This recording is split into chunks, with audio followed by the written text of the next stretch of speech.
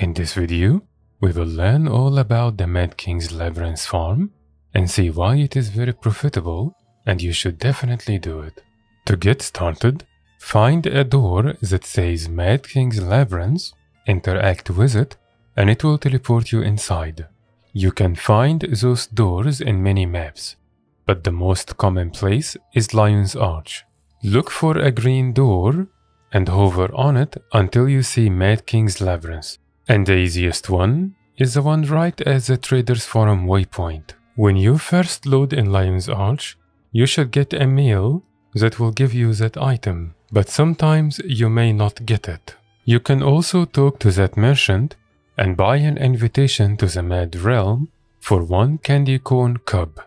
It will give you an item that you can interact with anytime from any place, and it will also teleport you inside the labyrinth. To buy that candy corn cub, you can interact with that vendor and exchange 1000 candy corns with a candy corn cub.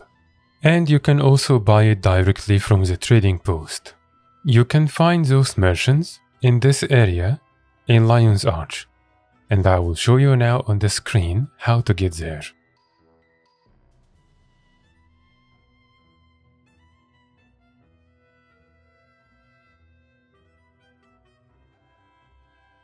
Getting into the labyrinth from the portal or from Lion's Arch will get you to this waypoint. But if you want to unlock the other waypoint at the northwest side, look for a door that says Mad King's Realm in Gendaran Fields. The map itself is just a maze. It is full of mobs and it has some doors. Those doors will either spawn a veteran mob or a tough champion, or in the best case, many enemies that will keep coming out in waves. The Mad King's Labyrinth is called Lab for short, and there are many styles to do this map. It depends on the squad you are in. So find an LFG that will suit your style and what you want to do, and you can find all those groups inside the Central Tyria Squad tab. Just read the description and join the squad you want. Most of the time, when you join a squad, you will find yourself in a different instance. To join the right instance, try to look for your commander in the squad, right-click on them, and click Join in Mad King's Labyrinth. Most of the time, you will find that the group you are trying to join is in a full map. If that is the case, you can keep trying over and over, or just find another group in the LFG. The most important part of the map is the center part. This is where a lot of mobs spawn. And so what will happen most of the time is that your squad will keep going in and out from that center circle into the next door. To make the most profit possible from that lab farm, there are few tips you need to keep in mind. The most important part is to run a build that will help you tag as many mobs as quick as possible. I have a guide for a flamethrower scrapper build that you can use in the lab farm. But there are also other builds that can be very useful, like for example, Thief. If you want me to make a guide on a Thief build for the lab farm, please let me know in the comments below and I will start working on it. Next, make sure you have as much magic find as you can possibly get. And I have a guide that explains exactly how to do that step by step.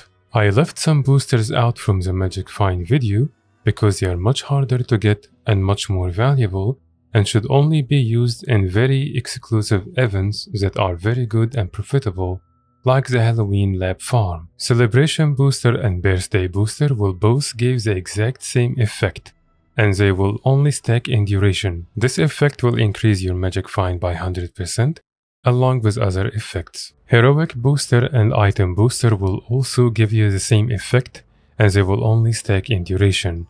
That effect will increase your magic find by 50%, along with other benefits. But keep in mind that this is the same effect you get when you use the Candy Corn Gobbler. This item is currently available on the gem store, and it will only be there until Halloween is over. I would highly recommend that you buy it before then. Other tips will be to make sure you are in a squad, because it will help give you credit in tagging mobs. Also, do not open any door on your own.